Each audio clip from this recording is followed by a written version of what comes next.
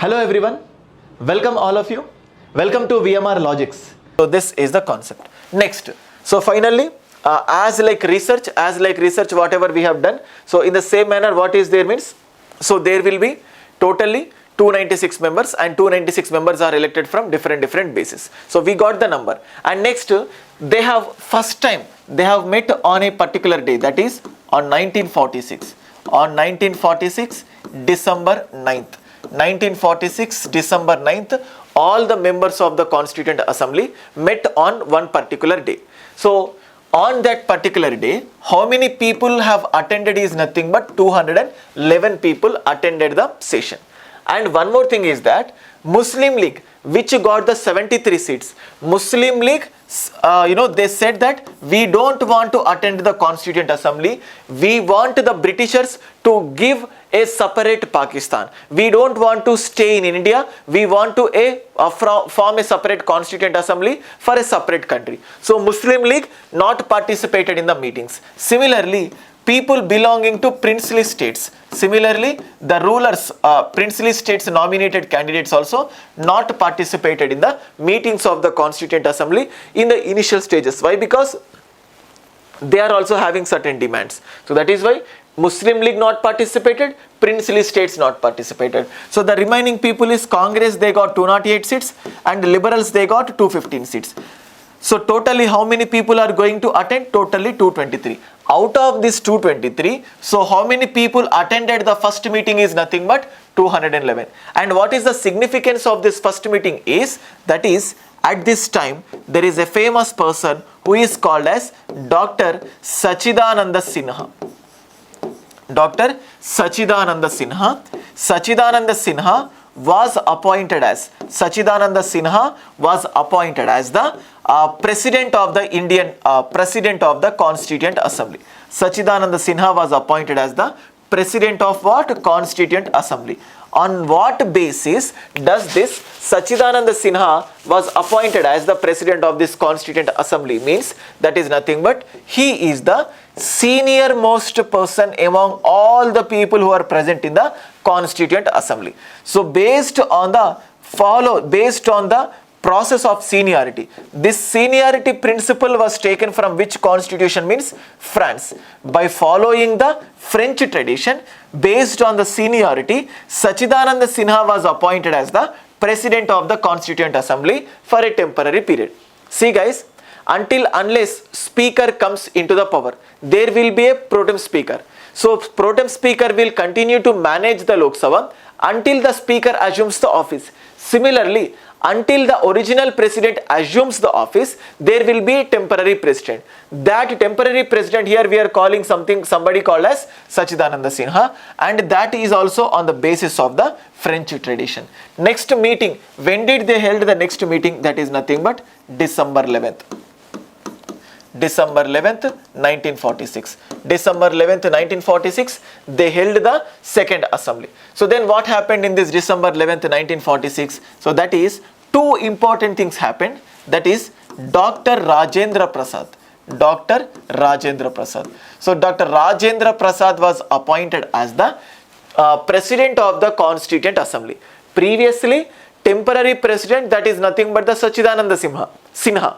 But here the original president Rajendra Prasad was appointed as the President of the Constituent Assembly. Who? That is nothing but Rajendra Prasad. He was appointed as the President of Constituent Assembly. At the same time, on the same day, two important other persons, that is nothing but H.C. Mukherjee plus V.T. Krishnamachari. H.C. Mukherjee plus V.T. Krishnamachari. So these two people were appointed as the vice presidents. Okay, so who are the vice presidents of the Constituent Assembly? That is H.C. Mukherjee and also V.T. Krishnamachari. These people were the vice presidents of the Constituent Assembly.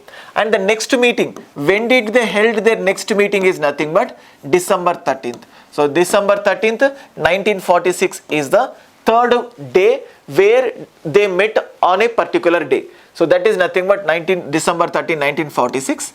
One important aspect related to this particular date and year is nothing but Jawaharlal Nehru has introduced a historical objective resolution. What did he introduce? A historical objective resolution.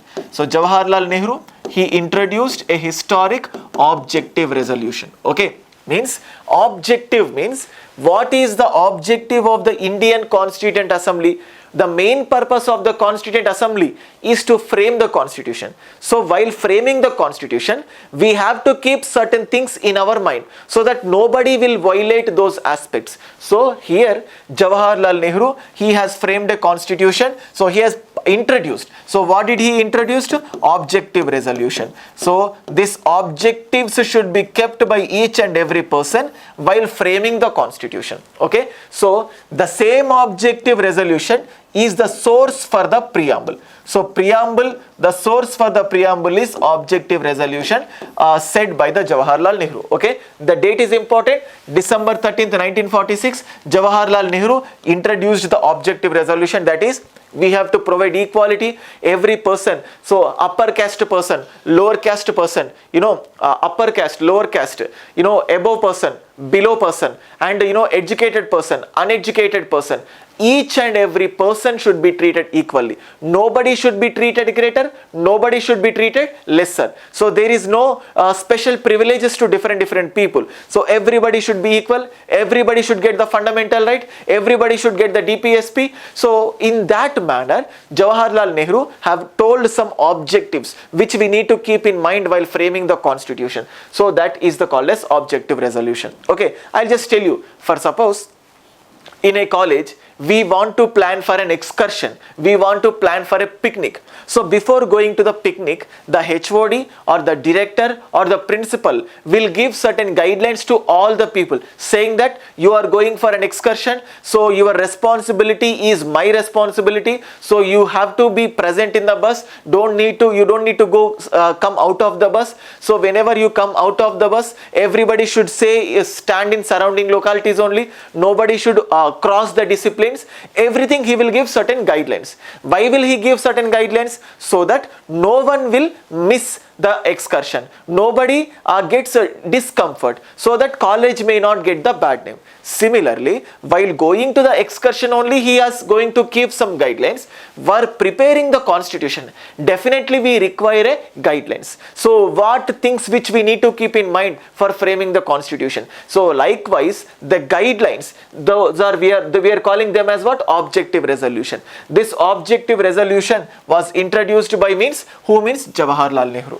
So then the same objective resolution, so after introducing this objective resolution, all the people, most of the people of this Constituent Assembly, they started speaking about this one. So what we have to do, what we should not do, etc, etc. They started speaking. So X, Y, Z, we have to do that thing, we have to do that thing. So yes, this one is good, this one is not good, this should not be the objective, this has to be the objective. In this manner, they started discussing, and this objective resolution, when did it got passed? Objective resolution got passed on January 22, 1947.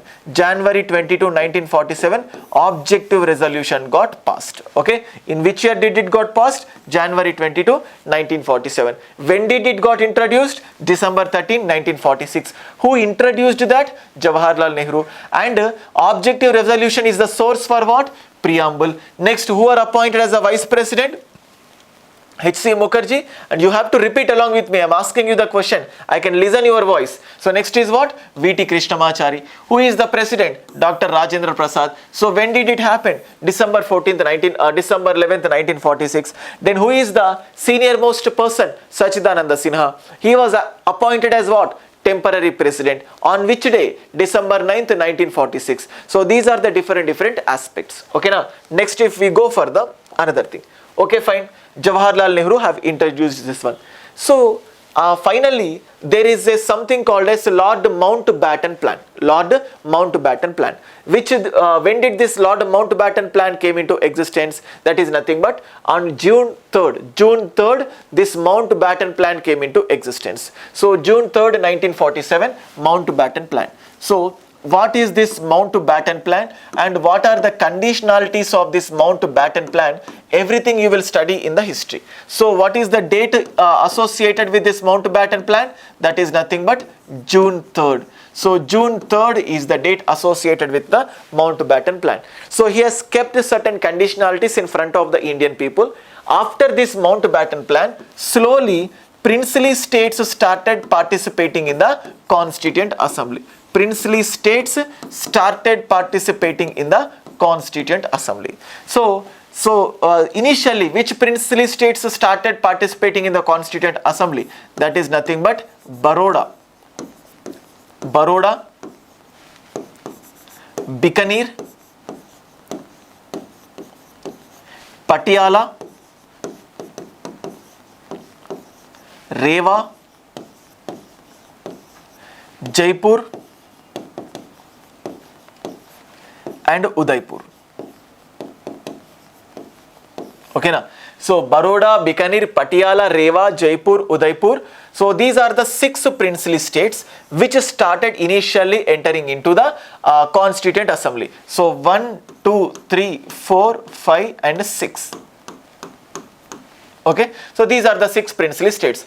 The question can be asked, which princely states initially started entering into the Constituent Assembly? So that is Baroda, Bikaner, Patiala, Rewa, Jaipur and Udaipur. So after what? After the declaration of the Mountbatten plan. So fine, Mountbatten plan got that was announced out, that was completely announced in front of the people. Then finally, okay, yes. So the thing is that we want to frame a Constituent Assembly and we have also selected people who should be part of this Constituent Assembly. On what basis should we take these people? And we have also appointed a person as nothing but leader of this entire Constituent Assembly as President, Rajendra Prasad, H.C. Mukherjee and also V.T. Krishnamachari as the Vice President. We have also came across an objective resolution, what things should we keep in mind while framing the Constitution. After the completion of all these things, so then the Constituent Assembly members started visiting different countries. What they have started? They have started visiting different countries. The members of the Constituent Assembly started visiting different countries. So what different countries did they started visiting? So they started visiting different countries. So how many countries did they visited? They visited around 60 countries. Okay, they visited around 60 countries. And how much expenditure did it incurred on them? So it incurred around 64 lakh rupees. 64 lakh rupees was incurred on them. How much time did they took to frame the Constitution? That is 2 years, 11 months. 2 years, 11 months, 18 days. 2 years, 11 months, 18 days is the total time taken by them to prepare the Constitution. Next, how many sessions did they attended so far? So totally that is 11 sessions. They have attended around 11 sessions so far. Next, how many times did they conducted readings? So how many readings did they conducted after completing the Constitution? That is 3 readings. So how many readings means? That is 3 readings. 3 readings were held. 3 readings. Okay now, so that is the thing. So that is in the year 1947, first time, this 3 readings. After the 1948, what are the different types of reading this? So one is on November 4th and November 15th and November 15th. So that is November 8th. So November 4th. So 1948 November 4th is the first reading and November 15th is the second reading, and the next year November 14th is the third reading. November 14th is the third reading. Okay, you have to remember the dates. The first reading is on November 4th, November 15th, and 1949 November 14th is the third reading. So totally how many readings it was held? So totally 3 readings. Readings in the sense it's a kind of a proofreading. After the completion of a book, after completion of writing a book, we will appoint a person to go through the mistakes, to go through the sentences, whether did it written in a correct format or not. Likewise, we will be giving. Okay, so this is the thing. So they started visiting different countries. Now we have to discuss about this one. So what they have done? They started visiting different countries. So what the thing is that, for suppose, see, I'll tell you why did they visit different countries. For suppose in a regular life, you want to purchase a bike. whenever you are purchasing a bike, you want to compare, you will compare with different companies. So by taking service as a parameter, by taking mileage as a parameter, by taking resale as a parameter, and also by taking service centers as a parameter, and how you want to be. So whether you want a stylish sports bike or you want a family type of bike. So by taking all factors into consideration, you will start comparing with different companies. Then finally you will come to a particular conclusion. Similarly, if you want to purchase a television, if you want to purchase a refrigerator, if you want to purchase a car, so we will start comparing. So that is why in order to purchase a particular product we are comparing, then we are framing a constitution. So don't we compare? Don't you feel that comparison is good or bad? So similarly, our constitutional makers, while framing the constitution, they are having certain factors in their mind, like India is facing a regionalism, India is facing a communalism, India is facing a caste problem, India is having a huge diversity, India is having a problem of poverty, India is having a problem of literacy. So all these factors were kept into consideration. Then they started comparing with another country. Which country is the same like India? So whether can we take that provisions from India or not? Okay, for suppose fundamental rights, we feel that fundamental rights are very important for India, so it is very beneficial for the people of India. Then we will go to the USA. Okay, USA fundamental rights are there. So then how are they implementing? Do we need same kind of fundamental rights, or else do we need to modify them? So by keeping certain factors in our mind, we started comparing with different countries' constitution. So that is why in order to compare, in order to study them, the leaders visited different countries. How many countries did they visited? 60 countries. But they have not borrowed the provisions directly. They have modified the provisions directly. Okay, I'll just tell you. In Telugu, most of the people will say that is a dubbing movie, remake movie.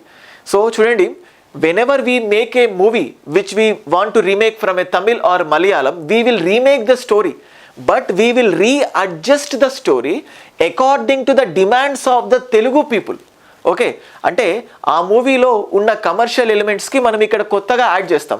అంటే ఒక మూవీని బాలకృష్ణ లాంటి వాళ్ళు remake చేస్తూ ఉంటే, so మనకు ఓవర్గా violence చూపిస్తూ ఉంటాం. చిరంజీవి లాంటి వాళ్ళు చూస్తే దాంట్లో వైలెన్స్ అంటే దానికి తగ్గట్టు వాళ్ళ ఫ్యాన్స్ ఎలా ఎక్స్పెక్ట్ చేస్తున్నారు అన్నట్టు మనం చూస్తూ ఉంటాం.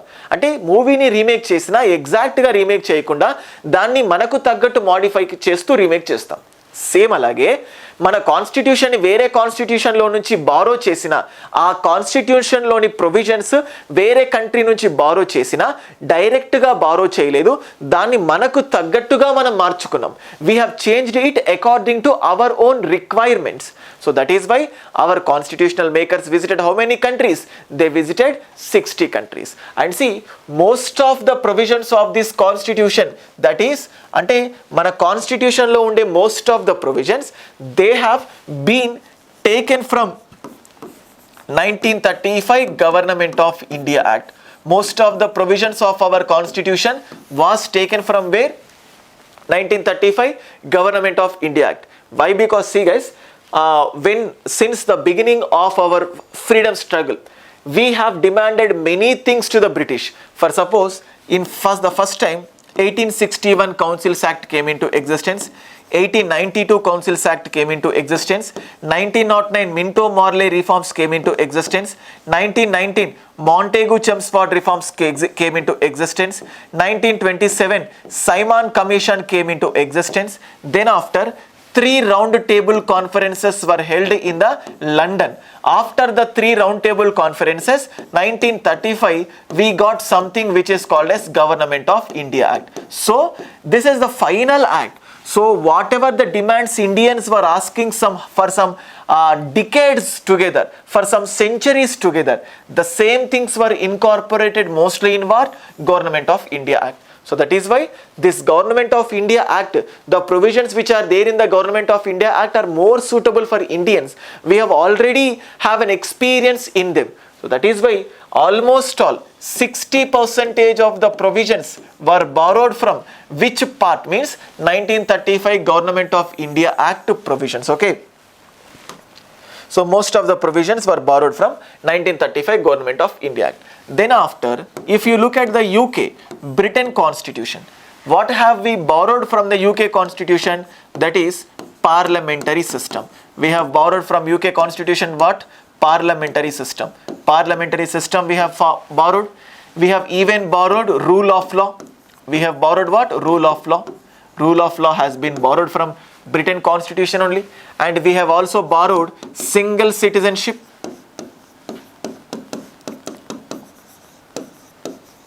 Single citizenship, etc. We have borrowed from this UK. For suppose if you go for United States of America, in United States of America, we have borrowed Supreme Court. We have borrowed judicial review. Judicial review was borrowed from where? United States of America. We have borrowed fundamental rights from United States of America. We have borrowed post of vice president from USA. So, and the way of president. So, president's removal, president's impeachment process was also taken from United States of America. Vice president is the chairman of upper house. So vice president is the chairman of upper house. The same thing was taken from United States of America. Vice president represents states. The same provision was taken from United States of America. And president is the supreme commander of armed forces. As we know, president is the supreme commander of armed forces. So president is the supreme commander of armed forces. This one also taken from the United States of America. Public interest litigation was also taken from United States of America. Public interest litigation, the famous justice associated with this public interest litigation is Justice Bhagavati. Justice Bhagavati is one of the famous person associated with public interest litigation. And next, if we see another provisions apart from this USA, we have taken from USSR. What have we taken from USSR? That is, fundamental duties. Fundamental duties was borrowed from United Soviet Socialist Republic. And the word justice in the preamble, was also borrowed from USSR. And next, we have borrowed something from the Ireland. From the Ireland, what have we borrowed means DPSPs. DPSPs were borrowed from the, Ireland. Okay, na? And the same time, what have we borrowed from South Africa? So from South Africa, we have borrowed a provision which is called as amendment of the constitution. Amendment of the constitution. So the way of amending the constitution, amendment procedure, we have borrowed from where? That is from the South Africa. And we have borrowed something from Germany. What have we borrowed from the Germany? So from Germany, so during the national emergency, cancellation of fundamental rights. So cancellation of fundamental rights during the national emergency. During the national emergency, cancellation of fundamental rights. Provision was taken from which constitution? Germany constitution. And from Canada constitution. What have we borrowed from the Canada? That is the federal features. Whatever the federal feature India is having, and also residuary powers. Residuary powers means we have discussed that there will be a union list, there will be a state list, there will be a concurrent list. The remaining aspects we will call them as a residuary powers. This residuary powers was taken from which constitution? That is from the Canada constitution. And next, the way we removed the president was also taken from Canada constitution. And what have we borrowed from Australia constitution? So from the Australia constitution, we have borrowed something called as joint sitting. Joint sitting provision was taken from Australian constitution. And concurrent list was also taken from the Australian constitution.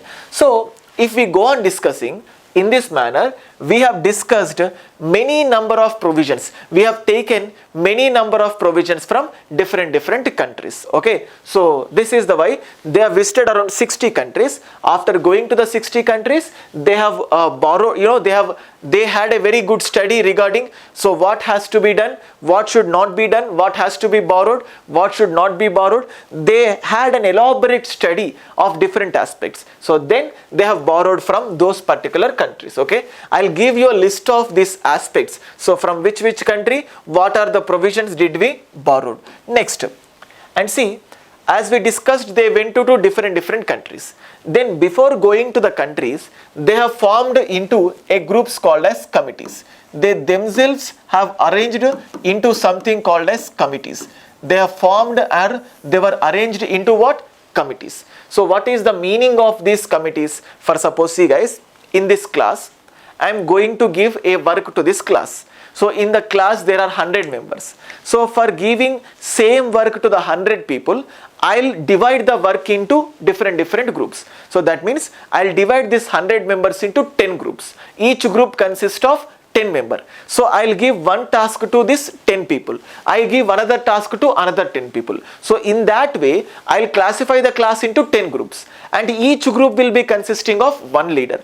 And for the entire members, there will be one leader. I told you president. For each group again, there will be another leader. Similarly, the members of Constituent Assembly, they were divided into different committees. And those committees were named as what? Minor committees. Those committees were named as, few committees were named as minor committees and a few committees were named as major committees. There are few minor committees and there are also few major committees. Minor committees and major committees. Okay, and the examination, the question can be asked, who is the chairman of so and so major committees, who is the chairman of so and so minor committees. So what is the points associated with the major committee and what are the points associated with the minor committee. So this kind of questions can be asked in the examination. So if we go on discussing, so what are the major committees? So what are the major committees? Okay, the first one is Union Powers Committee. Okay, Union Powers Committee. One of the important committee is Union Powers Committee. Okay, so just anybody who is writing running notes, write along with me Union Powers Committee and similarly Constitution Committee. Constitution Powers Committee. Next, States Committee. Constitution Committee and States Committee. These three committees were under the chairmanship of whom? Jawaharlal Nehru. So Jawaharlal Nehru is the chairman for these three committees. Next, there will be advisory committee. There is an advisory committee. There is an advisory committee. Advisory committee. Advisory committee. Advisory committee on what? Advisory committee on fundamental rights. Advisory committee on fundamental rights and also minorities. Advisory committee on fundamental rights and also minorities. Advisory committee on fundamental rights and also minorities. Who is the chairman of this advisory committee on fundamental rights and minority means? That is Sardar Patel. Sardar Vallabhbhai Patel. Sardar Vallabhbhai Patel. So Sardar Vallabhbhai Patel is the chairman of this committee, Advisory Committee on Fundamental Rights and Minorities. And see, as this committee being a large committee or huge committee, it is again divided into subcommittees. That is, who is the chairman of Subcommittee on Fundamental Right? The question can be asked, Subcommittee on Fundamental Rights. So Subcommittee on Fundamental Right, the chairman is nothing but H.C. Mukherjee. H.C. Mukherjee is the chairman of Subcommittee on Fundamental Rights. H.C. Mukherjee, chairman of Subcommittee of Fundamental Rights. Similarly, Subcommittee on Minorities. Who is the chairman of Subcommittee on Minorities? So that is nothing but, this small thing. So Subcommittee on Fundamental Rights. Subcommittee on Fundamental Rights is J.B. Kripalani. J.B. Kripalani is the chairman of J.B. Kripalani. So J.B. Kripalani is the chairman of Subcommittee of Fundamental Rights and Subcommittee on Minorities chairman is H.C. Mukherjee. H.C. Mukherjee. H.C. Mukherjee is the chairman of subcommittee on minorities. Okay, so these are the two committees. And if we go on, what are the another different committees? The third one is, that is tribal affairs committee, or else excluded areas committee. So that is nothing but Gopinath Bartoli. So Gopinath Bardoli is the chairman of tribal committee's chairman. And similarly, fourth one major committee, that is nothing but drafting committee. So drafting committee, this is one of the important committee, drafting committee. So then who is the chairman of this drafting committee? The chairman of this drafting committee is nothing but Dr.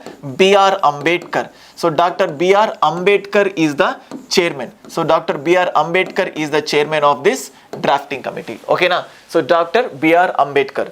Next, in examination point of view, the question can also be asked, who are the members of this different committees? So drafting committee, who are the other members in drafting committee? The first one is Dr. B.R. Ambedkar, and second one is K.M. Munshi.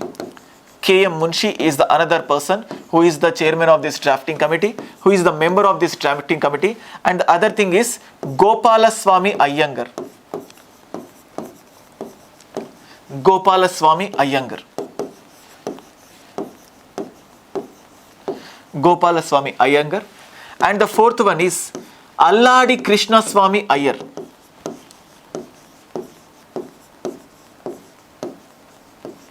So Krishnaswamy Iyer. Krishnaswamy Iyer. And the fifth one is Syed Muhammad Shadullah. Syed Muhammad Shadullah is the another person. Syed Muhammad Shadullah is the another person. And the sixth one is nothing but Madhava Rao. Okay, Madhava Rao came in the place of Mitter. So in the place of Mitter, Madhava Rao came into existence. And the seventh one is T.T. Krishnamachari. T.T. Krishnamachari. So T.T. Krishnamachari came in the place of whom, means Kaitan. So in the place of Kaitan, T.T. Krishnamachari came into existence. So these are the seven important members associated with the drafting committee. So then what is the role played, or what is the role performed by this drafting committee?